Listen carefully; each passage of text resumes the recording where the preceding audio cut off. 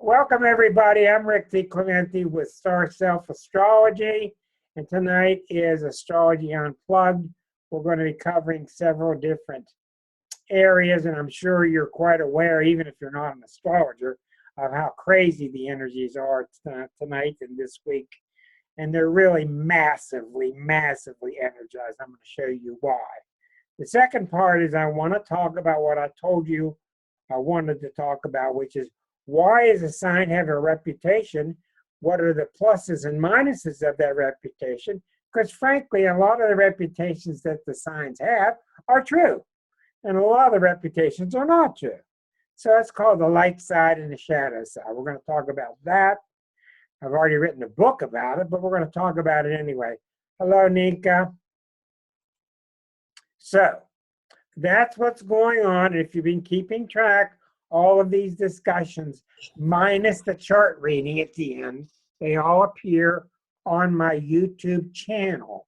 So you can go to YouTube, put my name in, and subscribe to the channel so you won't miss any, and you will be sent a message when new videos are there.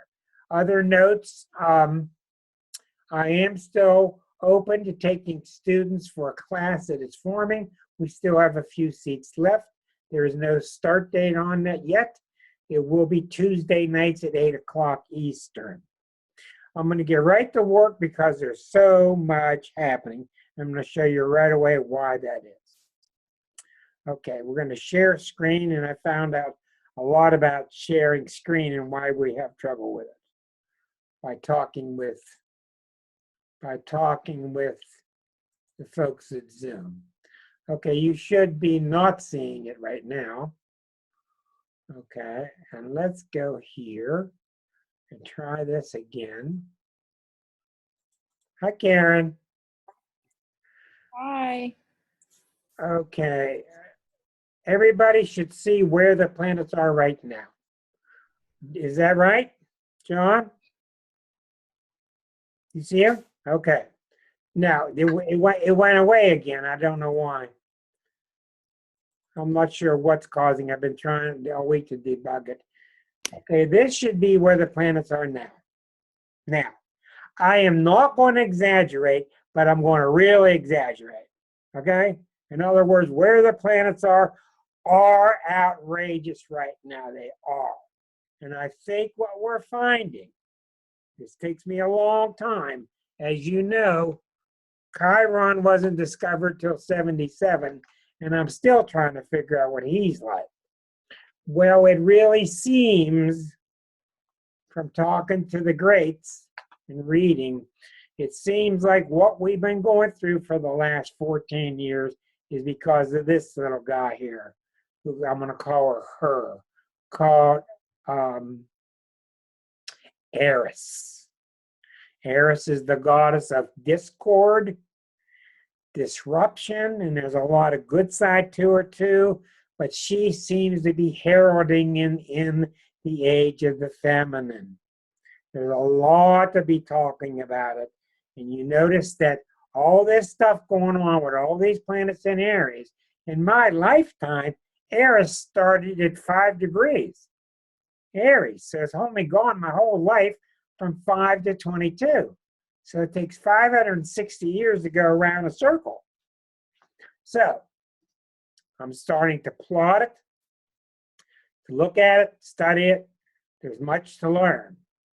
Now, here's what's intriguing. I was getting out my good old book, the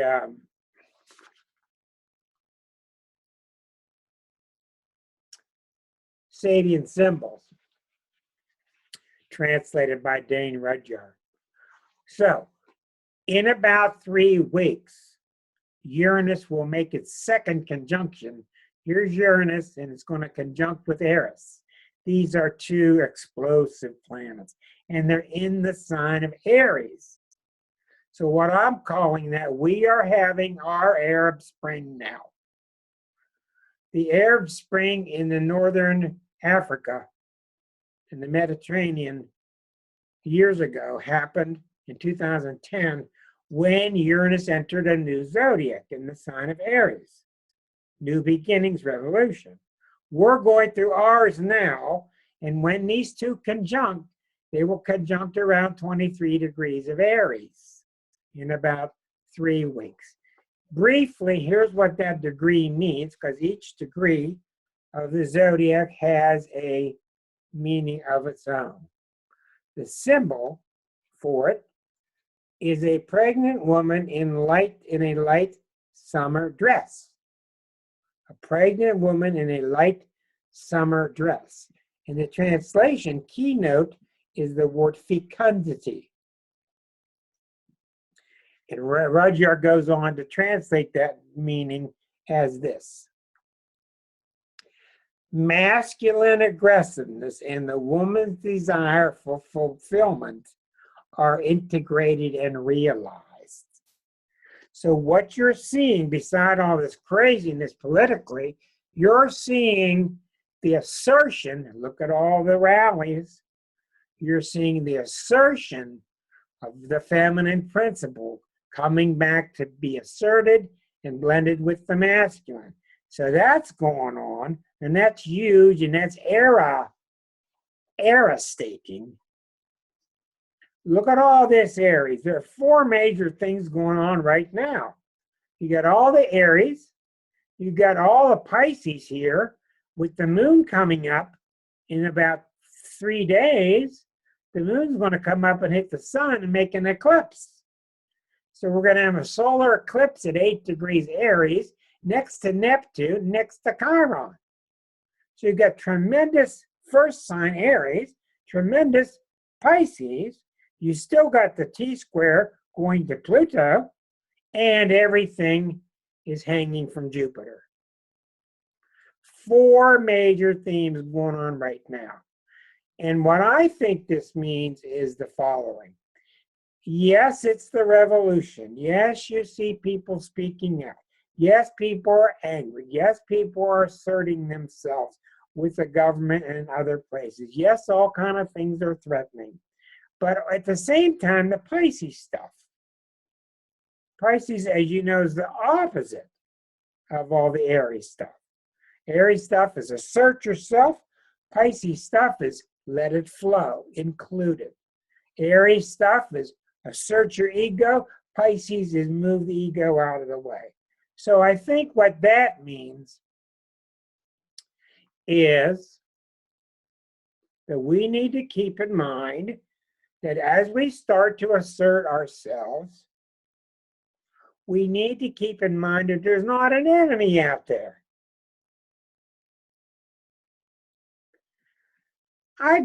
You would imagine being an astrologer for 38 years, you wouldn't believe some of the emails I get.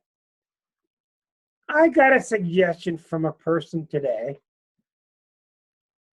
to back up or join an international witchcraft spell upon President Trump.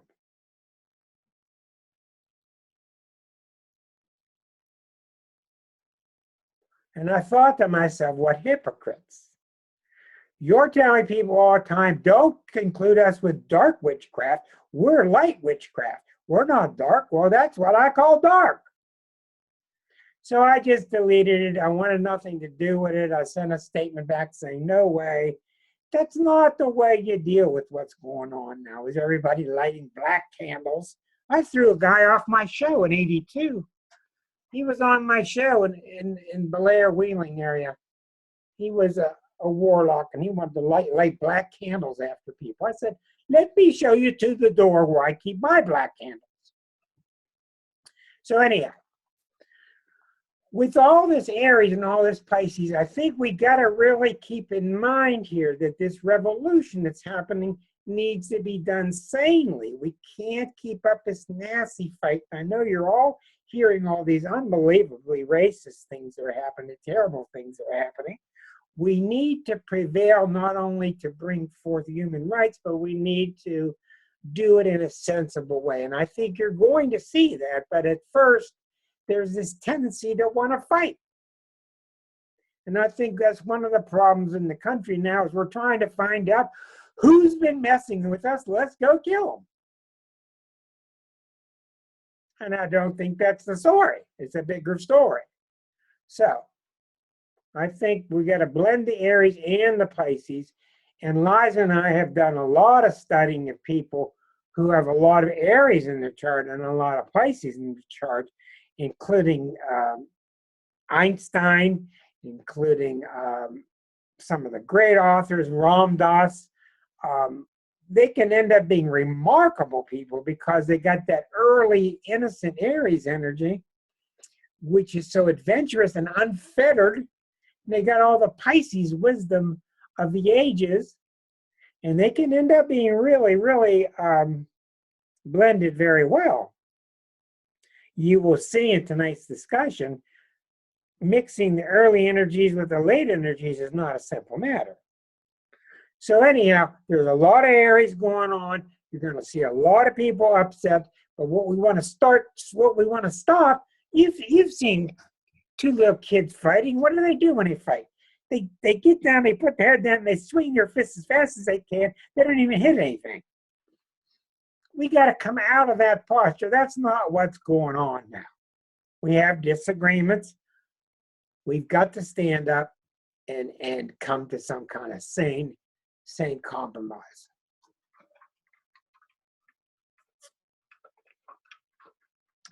Now, what I wanted to talk about tonight is many of the signs, all of the signs, have these reputations. You know, Scorpios are suspicious. Tauruses are slow. Capricorns are unfeeling. Pisces are spaced out. Well, with all the stuff you read in the daily paper and some of these magazines, it's no wonder where these generalities come from. And yes, I am going to boast my book. I'm going to push my book because that's what this book's about. The Exquisite Zodiac is about zeroing in on each sign. What is the real essence of it? When I talk to you about a Gemini tonight, I don't want you to think of the one or two Geminis you know. You don't know Gemini unless you know a couple hundred. Then you can see what is really Gemini, what is not. That's what I talk about. When you hear me talk about a sign, I'm not talking about the guy next door. I'm talking about the general, basic archetypal energy that infuses and informs that sign. Anyhow, let me get started, and I think you'll understand. I apologize to those of you who are chatting in the chat box who I don't have time to get to. If you do have a really imperative question, you can click on your box and click on raise your hand, or you can unmute your microphone and ask a question. I will be taking questions later. The sign of Aries. The sign of Aries has a strong reputation of being selfish, about being me. Their favorite saying is, what about me? Well, in a lot of cases, that's true. When I did that first chapter writing the book, I remember how hard it was, and I had to really learn to be each of those signs as I wrote it. And I finally did really understand how to do that. Cancer was the toughest.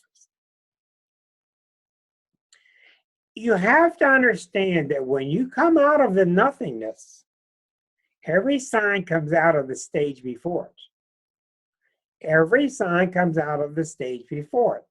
And Pisces is the void of nothingness and everythingness. And when the Aries comes out of that stage of nothingness, the spark, the early fire, what does Aries do? It becomes enamored with itself. I got a friend that has a lot of Aries, and this person never stops impressing me with all the things he does that are impressive. And I understand it. Look what I did. Look what I did. Look what I did. Look what I did. And that's not really braggadocio. This person is enamored with themselves. Aries love adventure, and they love to challenge themselves. And when I'm talking to you about these signs, I'm talking about the deep essence that's true, and that's how I can be so accurate. People say, well, how'd you get so accurate about all these? It's because I'm talking to you at a level where it's pretty much true for all of them. So the first sign of the zodiac, it's like a guy lands on the moon and he's got his moon suit on and he's looking at what he can do with his hands. Wow, isn't this cool? Look what I'm doing. I'm swinging a golf club. I'm putting up a flag. So the Aries can be very enamored with themselves. Now, when it goes too far, everybody around can get real tired of it because there really are other people in the world. And it can become tiring. And Aries has a way of making everything have to be seen through their eyes. On the other hand, they can be very innocent, very charming, pleasant, playful. Really nice sign. One of the stories I want to shorten and bring to you from the book is a story of the Aries man who takes his Cancer daughter to get a puppy. Anybody remember that? In the book, the Aries father takes the Cancer child, the little Cancer girl, to get a puppy. And of course, what does she do? She goes into the dog pound and she finds a little rag doll in the corner that looks all pathetic and needs mommy, right? And that's the one she wants. Well, the Aries dad doesn't pay attention, goes over and gets a brand new, perfect little beagle. Here's your dog. Because he's a hunter. There is a typical story of an Aries who unwittingly is satisfying his own needs, but is thinking that he's satisfying the girls. The girl starts crying. I don't want that dog. I want the Fluffy in the corner. Goes home and tells the wife, well, I don't know what to do. She's not grateful. Got her dog, she's not happy. There's the problem with Aries. They're not all that way. Many of them are. But you have to understand, when you're with Aries, they need to challenge themselves. They need to see the world through their own eyes because they're so enchanted with their own self. And later on, you guys are not. Like what's happening now with this burst of all these planets in Aries. Here's another thing that's happening. Most of the time, if you're not in Aries, you're busy banging up against your head. You're playing pinball inside your own mind. You're trying to make a decision. You can't decide. You're arguing. You're looking for permission. You're looking for guidance. Well, Aries people, they know what they want to do. Period. They know what they're going to do. Let's go do it. Well, I noticed that when Uranus went into Aries back in 2010 on May 27th, and right now, since there's such a plethora of Aries energy, what's happening now is we're all becoming more Aryan because that part of ourselves is getting extra juice. So during this time, don't be surprised if a lot of you know all of a sudden what you want to do. You know, we have all 12 parts in us. So as that Aries parts get stronger, don't be surprised if that does manifest. Now, does this make sense to people, what I've been saying with the Aries people that you know? Okay. Now, usually, even if they're a problem in your life, they're usually not that big of a problem. Usually, they just have to see things through their own eye, and you do that, then you're okay. So, one of the things about the book is about how one sign becomes and transforms into the next sign. So the Taurus sign comes up, and I'm going to try to do all 12 signs in about an hour, and that's not easy. All right. The Taurus comes, and it becomes very patient, and all this fiery Aries energy, which is me, try, boom, boom, boom, let's go, go, go, green light. That Taurus energy comes in to plant it, and the Taurus impetus is to settle down, to anchor. This is why you don't push Tauruses. You don't hurry Tauruses. They get a reputation of being slow, but the real answer is they're not in a hurry, and they can't stand things that are hurried. They want to take their time, let it grow patiently, Same old shoes, same old chair. Archie Bunker's chair is a Taurus chair. Comfort, sanity, sameness.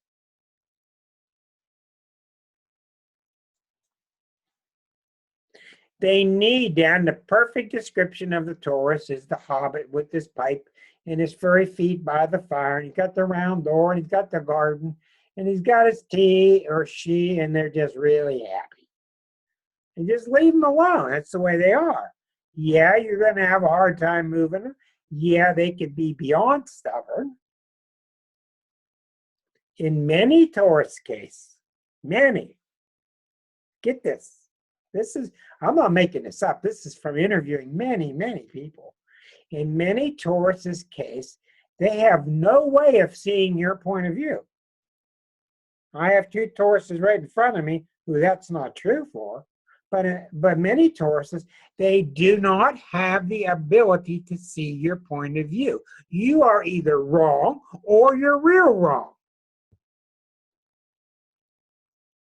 Because everything that they see, they own, it's theirs, and they're real content with it, period. It's not complicated. So you see in all these signs, there's really nobody being nefarious. It's just the dark side or the shadow side of using the light side too much. Like that black cat that just crawled over Louise. That's got to be a Taurus. So along comes Gemini. Gemini isn't doing anything crazy. We're not going to talk about our current president, but Gemini is, look at this, look at that, look at this, look at that. Oh, look at this, look at that, look at this. That's what they do. Each sign has a job to do in the collective, for the collective. Gemini discovers the mind. Gemini's obsessed. Think about it. Gemini's obsessed with how the mind works. Obsessed. Isn't that neat? Isn't that neat? Isn't that neat? Now, where the shadow side comes in is having a picnic and a school burning down are both interesting. Your leg falling off and a ladybug walking by are both equivalent. Geminis aren't made like Libra to balance situations, to compare situations. Everything's interesting. Well, that's why it's my least favorite word in the dictionary. But the shadow side of Gemini is not that it's shallow, which is where they get nabbed with. It's that they can't go deep because they can't breathe. What Gemini is to air or mind laterally, Aquarius is to going deep. Deep, deep, deep, deep, deep, deep, deep, deep, understanding the depths. Gemini doesn't want to go there. They don't want to. Why? Because as soon as they go down, they're missing something at the party over here. And they got to come back up and check the party because Geminis are addicted to the what's beyond the fence. What's the next thing? What's the next thing? What's the next thing? They live in the future. Who's seen this? You've seen this with Geminis? You got these things called hands. Yeah, you've seen these. You've not seen these. Okay, you've seen what I'm talking about? Okay, good. So they can be accused. They can be accused of changing the subject often because they do. They don't want to be found out about how shallow their knowledge is on a certain subject because they're not made for the depths. Now, if you're Bill Moyers or your other Geminis like David Hawkins, who have a really intense outer planets, then they can get into the depths. But the general Gemini doesn't want to go there. Now, you'll see each sign gets deeper as we go along. Now along comes Cancer, the first water sign. Very difficult sign to explain. Very emotional. Liza called it the capsule falling into the water, the splashdown. And all of a sudden the soul finds it surrounded by water, just like the early astronauts were the Mercury and the Gemini, right? The stage before. Well, what do you do when you splash down in the water? You better swim or you're going to drown. Period. That's Cancer. And what do you do when you're starting to go glub, glub, glub? There's only one thing in your instincts that do it. It's called grab on somewhere. Grab on somewhere or you will sink. That is Cancer's instinct. And you can't blame them. And until they can swim, you got to. It doesn't matter really what happens to the thing you grabbed onto because you found something to grab onto. Therein, thus is the dark side of Cancer. There's not enough concern about what's being caused to the thing that you're grabbing onto. That's why it's a tough sign, very tough sign. So they can be known as clingy. They can be known as closed. They can be known as hard shell, soft interior. I used to date a Cancer many years ago, and outside she would be kind of stiff and kind of hard, and we would go home and she would be this soft, loving, beautiful, easy-going woman. But out in the world, she had to put her shell up. Cancer. Cat Stevens. Ooh, baby, it's a wild world, and you got to beware. There's a lot of danger out there. That's a Cancer message. To Cancers, that's true. Leo comes out. Leo's job is to not have center of attention like everybody thinks, but it's to learn that I'm okay the way I am. You're growing out of the sign before it. Yes, they're known as arrogant. Yes, they're known as selfish. Me, me, me. They can be really true. They really can be. But it's really about expressing myself, getting confidence from the feedback that I'm getting, and growing in confidence from there. But the trick with Leo, what keeps it from light from dark, is it bottomless? Is it bottomless? Do they have a bottomless pit of need for attention?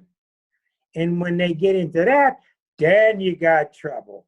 And the word jealousy in the zodiac is not really meant for Scorpio. It's meant for Leo. Scorpio jealousy is a little different than Leo jealousy. But I hear so many stories, people with Leo energies or Leo planets, I don't care what their sun sign is. You hear so many stories of jealousy at the office. He got promoted. She got promoted. They got noticed. I didn't. I mean, these are Leo stories. And I came up with an aha moment when I was writing that chapter, and I'm real pleased with it. And I think it's right. And I think it is that the shadow side of Leo lives in a finite universe. There's so much love. There's so much applause. There's so much money. There's so much attention. I can't give you some because then I won't have any. It's an illusion. It's not right. It's not real. But we're all learning. Even the final stage of Pisces is learning. So that's where this comes from. And they do need the attention. But what it really comes down to is this with Leos. Leos get their validation from the outside world, and that's dangerous. Because what if the outside world doesn't give it to them? And they have to learn, they're challenging this lifetime, to give themselves their own validation. And that's not easy. Some Leos can do it, some of them can't. I don't care what anybody says. The Leo males have much more problems with it than the Leo females. The Leo male has much more problem naturally with arrogance than the female does. It's just a male thing. Do you understand what I'm saying? Make sense to you? Okay. So if they get the accolades that they need and they start to accept the accolades and they start to grow in confidence out of the Cancer stage before it, the Leo stage becomes stronger and you end up with the Robert De Niro. You're not talking about me. You talking to me? You're not talking to me.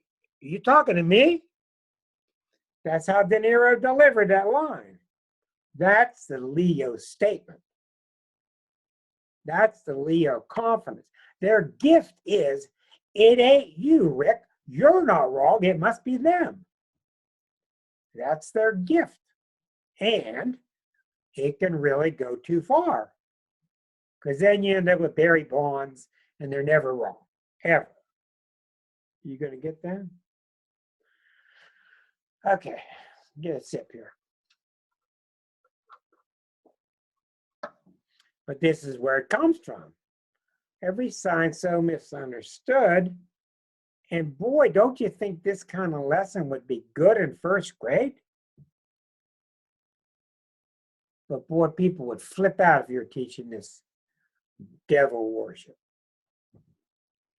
Along comes the Virgo, and Virgo can't stand.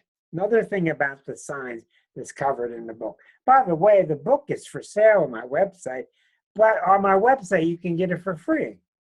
If you want a PDF copy on starself.com, you can click on it and download a PDF copy to your computer for nothing. So it's more important that you get this information.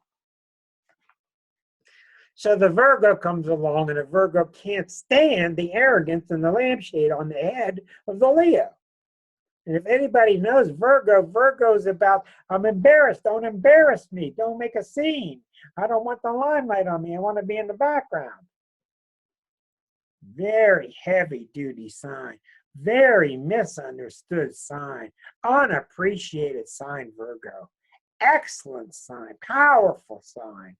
Pure and dedicated and caring. And I wrote the whole Virgo chapter and I said, you know what, I'm ripping this up. And I went in and I had to keep some of the perfectionism. There's a really nice video on my web channel on YouTube where I took a 90-minute discussion on Virgo and I chopped it down to 30 minutes, which is called, it doesn't have the symbol on it of Astrology Unplugged. It says, it's got a Virgo symbol on it, which is about how to get past the perfectionism of Virgo.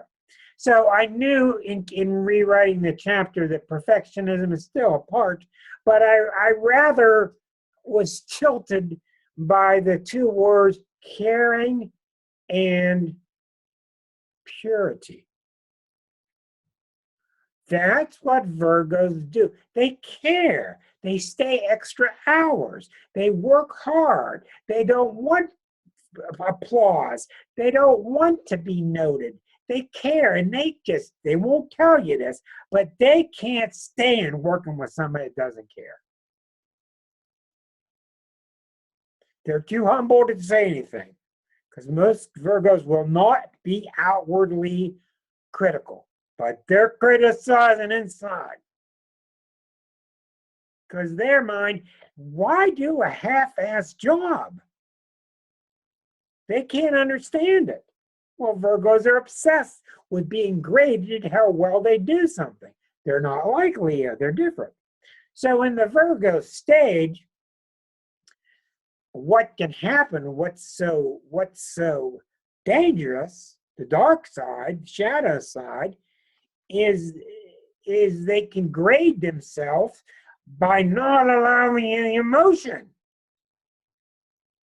Especially the males, they will not allow emotion because emotions are for weaklings. And weaklings go see astrologers and psychologists. Get on your own horse and ride. So they go too far with it. They become a drill sergeant to themselves. And everybody around them is trying to squeeze a drop of emotion out of them. And how are you going to get a drop of emotion out of them when they can't get it out of themselves? Because they're not allowed. Very tough sign. Very tough sign. Good people, great people, pure people. But they've got this myth. If you make 10 widgets today, you got to make 15 widgets tomorrow. You got to make 35 widgets this weekend. And if you make 100, you'll be better. And it's not true. It's not true. You wouldn't believe how many clients I have who have had Virgo parents. And a lot of the Virgo parents are really good. They're always good providers, but they always have a feeling that they can never live up to the standards. So it can be a tough sign. You see how bad we are to ourselves? All of us. It's just tough.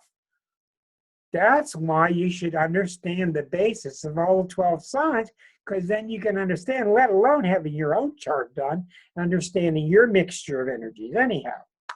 So the Virgo gets perfected, and it takes that big step into Libra, which is the first sign of the last 6. And Libra is the Aries of the last 6. It's the first sign. It's much more ego-centered than what it lets on to be. It's so charming. Not always. You got to be very careful with Libra. Libra is very street smart. The first sign of the last 6. The first sign he goes out and meet people, because the last 6 signs are about all of us, society.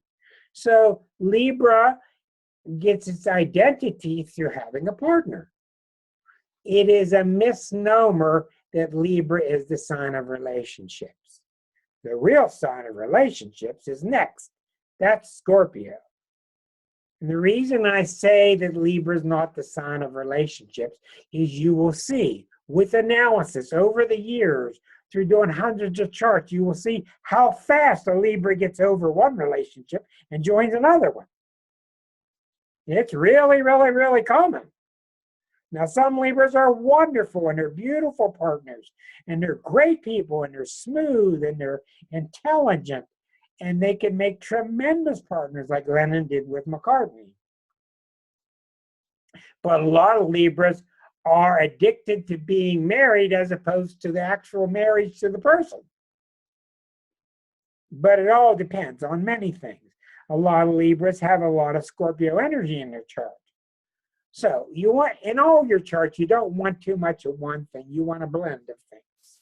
And that's what really helps. So the beauty of Libra is they're really tactful, and they're smooth, and they're beautiful, and their lives are beautiful, and they always marry somebody good looking, and they always have good jobs. Always. They take their social life really seriously. They're very smart.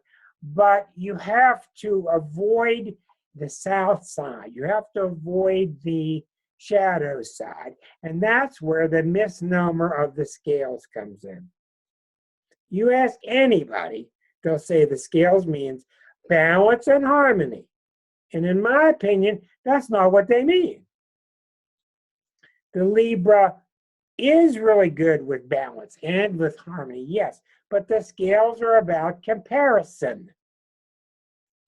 Every sign is always doing one thing, and Libras are always comparing. That's a pretty picture. That's an ugly picture. That's a big house. That's a little house. That's a better job. That's a bad job. That's livelier. That's not livelier. That's what their ability is. And that's why you should stop bugging Libras to make a decision, because they're not made to make a decision. These people go through hell trying to make a decision. They're not made to, unless they got a bunch of Virgo in them. They're made to assess. With this end, that end, on this end, that end. Okay, well, that's what they're really good at. That's why they're oftentimes assessors, they're mediators, they're judges. Makes a lot of sense. Where the shadow side comes in is this. Libra is very pressed upon to be a social success. So they naturally see everything through the eyes of society. And if they don't watch out, they end up trying to keep up with the Joneses. That's the problem with Libra. And when you try to keep up with the Joneses, you project onto the world that everybody else is doing it too, when they're not. That's the trouble. All the signs have a significant shadow side, and that's what they have to watch for. They need to become real as opposed to looking real. Put that in cement. Become real as opposed to appearing real. So along comes the second relationship sign, Scorpio, and it intensifies all the Libra stuff, and it really is about merging with the other.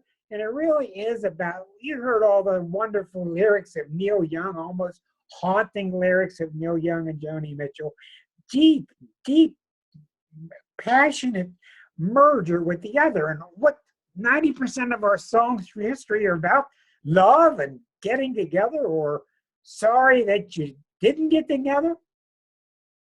It's not about sex. I mean, you always hear all this refrain about Scorpio and sex, and yes, it's true, but it's really about closeness. And their urge is so passionate to get close, and that's why Libra and Scorpio are the two relationship signs. But with Scorpio, it's like turn up the heat, and boy, let's just get into it, and there's such powerful emotions there that what happens with Scorpio, and you could almost replace the image of this scorpion with the word betrayal. That's the word with Scorpio. Betrayal. I will not betray you. I will never betray you. You will never betray me. He has betrayed me. Watch out. And that's why they talk about getting back at you and being vicious and coming back in the tail of the scorpion stinging you, because they perceive what you did as betrayal. You must understand that these people, in general, require themselves to never be betrayed. They never betray another. That's why, without a doubt, the number one problem I run into when I'm working with Scorpios, without a doubt, is over-dedication. You ever get over-dedicated to somebody and you know it isn't going to work, but you stay true and it isn't going to work? Well, who are you doing it for? They have an inner sense, an archetypal drive to not betray, and it's a wonderful thing. These are the people you want in a foxhole with you. They're not going to betray. But you have to remember, betrayal is a judgment. There's no real betrayal. It's a judgment. It's what you consider you've been betrayed. Now, that's where the jealousy comes from with the assignment to the sign of Scorpio. Oh, they're so jealous. Well, where that really comes from, Scorpios are attracted to your light. They want your light. They want the light. They dive down on the light. They want it. They want to eat it. They want to grab it. They want to become one with it. And there's a real difference. Here's the whole story. Are you going to go eat the other person's light and steal it? Or are you going to merge your light with the other? And it's very hard for Scorpios to do the latter. It's hard to do. All of you. You've tried it. It is not easy to do. So as I've said many times, many of you, my old timers might get tired of hearing this. If I have a child dating a Scorpio and they're concerned, I ask them one question. When you're with that Scorpio, do you feel empowered? That's the normal feeling because they're so strong. Or do you feel suck dried? sucked dry. Now, to be honest with you, when you have a Scorpio, you want to see one planet in Scorpio, the sun. You don't want other planets there. It's just too much. Now, I've seen multiple planets and people get past it, but the more that's there, the more you're tempted towards the, not the sharing, but the absorbing of the other. So you have to be careful. It's a tough sign. All the water sign emotional signs are. Moving on to Sagittarius. Okay, Sag becomes very light. It's the opposite of Scorpio. It's had so much heat in the kitchen. And Sag falsely gets the best reputation out of the zodiac, and it really shouldn't. Sag is fun-loving, smart, free-footing, cavalier, loves to travel, carefree, big, wants to do things on a big scale. I know how we can make $1,000. I know I got a business venture for you. You better be careful, because Sag is so excitable. Well, Karen, you're moving next Saturday. God darn it, Karen, I'll be there and I'll help you move. Get those boxes out. I'll bring a truck. I got a big truck. And I get there and I start lifting all this stuff and carrying all this stuff, and I start sweating. And I say, well, Karen, I'll see you later. I got to go. That's where they get their dark side, their shadow side, which is called promise and not deliver. That's where it comes from. When they're excited, they mean it, but when it comes down to practicality, they don't mean it. That's where it comes from. It's not malicious. That's why you saw the 1995 through 2008, Pluto in Sagittarius, 1995 through 2008, that period of making loans. Everybody's got a Winnebago or two. Everybody's making loans and loans and loans and buying houses with no money, right? Then 2008 hit, and Pluto went into Capricorn. Whoa! We're still suffering and trying to adjust to that. So, you could say that Sag's shadow side is one of the lighter ones, and I think that's true. Sages are pretty darn easygoing, like their opposite sign, Gemini. But still, you can get yourself in a heap of trouble if your Sag energy is not balanced pretty well. Moving on to Capricorn, the greatest sign there is. No, Capricorn can be very tough. Capricorn, as I told you a while ago, I've thought through, I've worked hard at it. Capricorn is about making sure. And every Capricorn, I'm getting hoarse here. Every Capricorn has to jump out of the truck and chase 3 goats back into their pen. I still don't know why that happened. Capricorn's got to make sure what they're doing, and every one of them is infiltrated with duty and responsibility. Duty and responsibility. They're the fathers of the zodiac. We're the warriors. Cancers are the mothers. We're the warriors. We get things done. We make sure it gets done. But the problem with Capricorn, and I can say this safely, you're now the 10th sign out of 12. Capricorns think if they follow the rules, they're going to be successful. And it's not true, because the soul doesn't stay in a box. Capricorns are very hard to convince, very smart people. They're very resourceful, very tough, dependable. When you try to get one to play the flute and dance, you're not going to see it. They're not loosey-goosey, because they just came out of Sagittarius. So the dark side, the shadow side, they can be very selfish, they can be manipulative, they can be users, they can be emotionless.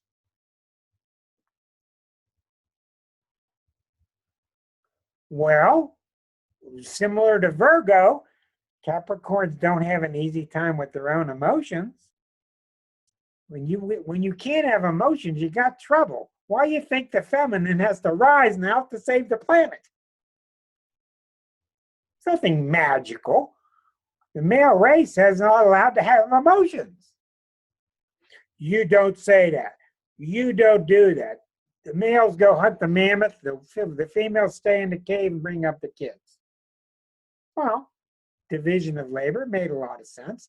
But when you go through life and you're unable to tap your own emotions, you're really in peril. So that's what happens.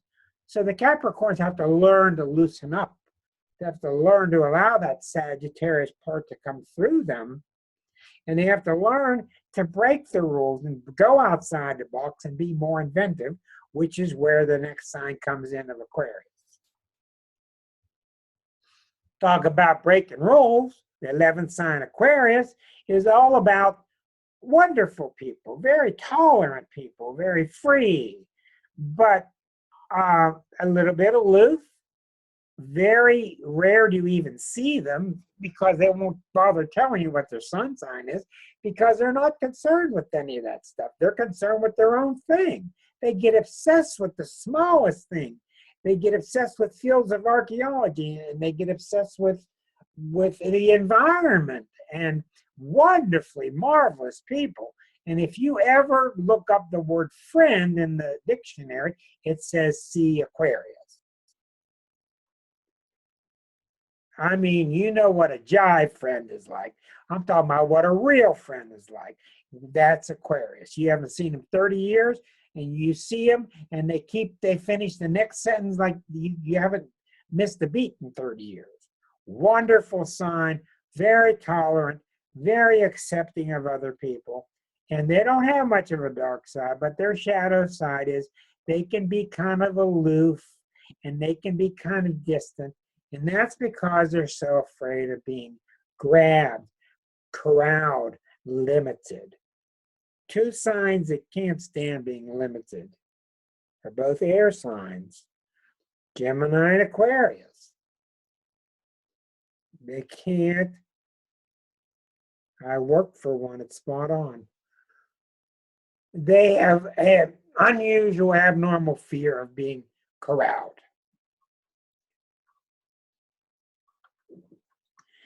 I got to be careful because I got one sitting next to me. No, she's pretty easy. Okay. Finally, Pisces. And if you didn't know that, this book, when I was working on it, was called Pisces, the Ultimate Sign. And I didn't feel people would understand it, so we changed the title. What I mean by ultimate is I don't mean the best sign. I don't mean all the Pisces. In fact, most Pisces can't handle being Pisces. But it's the ultimate sign in the sense that the soul finally gives up worry about the self. It finally surrenders to the larger self. It finally surrenders to the big picture. Now, the dark side, the shadow side of Pisces is plentiful. Alcoholism, drug addiction, irresponsibility, escaping, is because they can't stand confrontation. They can't stand the ego. They can't stand competitiveness. They want to escape everything. Most people think Pisces are just lost souls, and many, many Pisces are. And that's because Pisces don't know what they are. They don't understand what they are. And in gym class, you're picking people on your team, and you pick 11 people, and the Pisces is always the last one you pick. Because they don't have ambition to beat somebody else. Pisces is the Christ energy. What do you see Jesus, beside this all the time, what do you see Jesus always? His hands are like this. They're inclusive. They're accepting. He's not worried about whether the TV channel's on his favorite channel. Let it be. And there's the difference between the light and the dark of Pisces. The good side is let it be. The George Harrison, let it be. And not the flip side, which is, hey, let it be, man. Don't worry about it. That's the difference. So I want to get on to Erica's chart. I want to take a few minutes. I let you have it pretty good. That is all those subjects I just talked about are covered in detail in the book. If you have questions, now I'm not going to get straight here. If you have questions about these signs, unmute your microphone, please, and ask your question, and I will do what I can to answer for you. Go ahead. Be brave.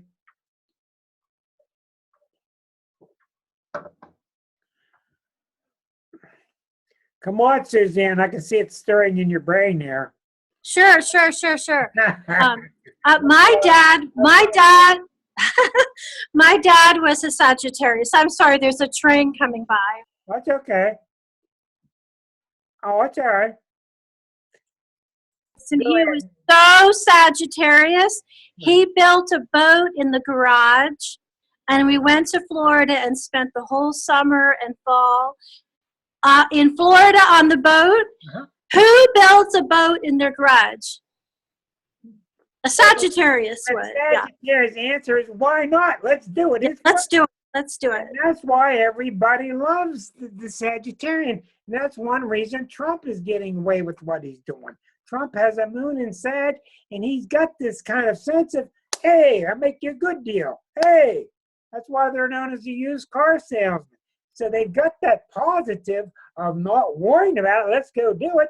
And on the negative side, all the Capricorns are worried because they know they got to do all the work. Now remember, you're in control of your own microphone.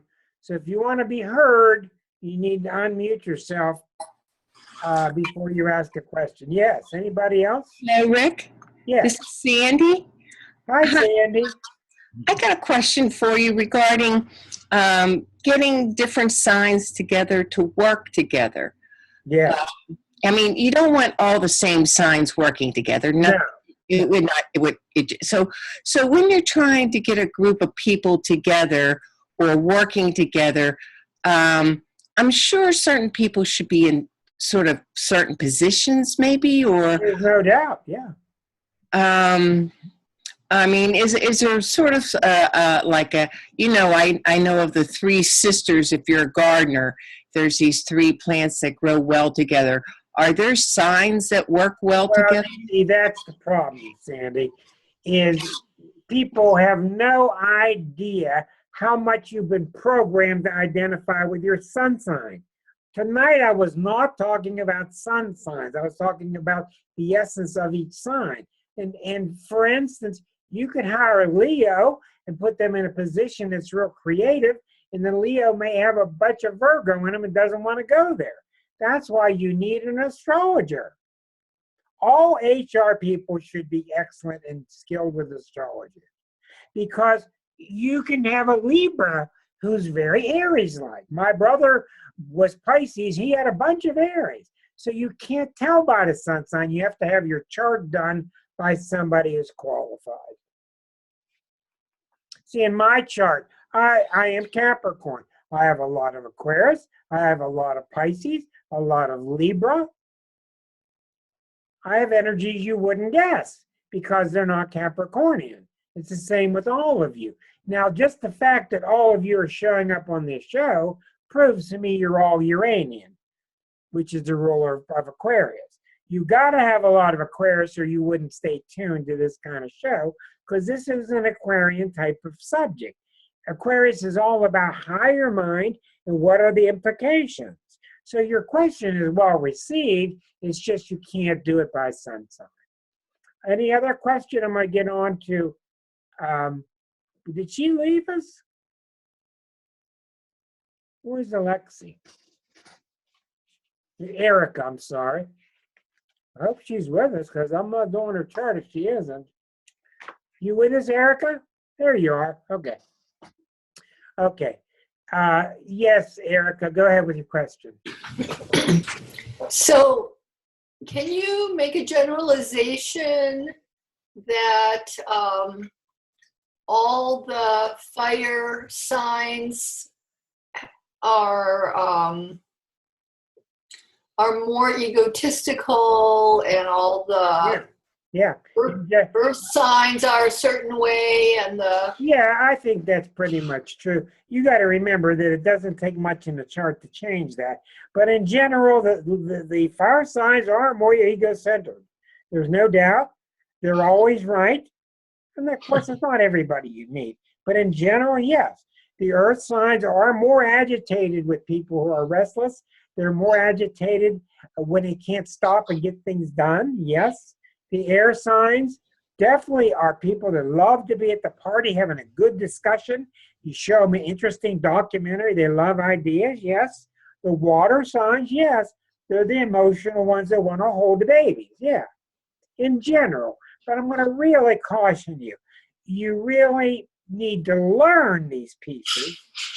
Learn about a hammer, learn about a screwdriver, but you got to put it down because you have no idea. Now you're going to see in just a second how Erica's chart is so unusual. Erica is very Aries-like, very Pisces-like. She got a lot of Leo in her chart. Let's go right to it and you'll start to see what I mean. And I will leave your microphone on, Erica. We're going to switch to your chart. Now, if any of you want to be next in line, Susan is next week. Susan Ferguson, write to me privately. I'm not going to take messages here, but write to me at rick@starself.com if you would like to be up next. I am going to stop the video now because I don't really see why we need to dig into your chart on YouTube. But I want to thank all the YouTube people that subscribe. Hope you learned from it tonight, and we'll see you soon. Thank you. And I'm going to continue with the show.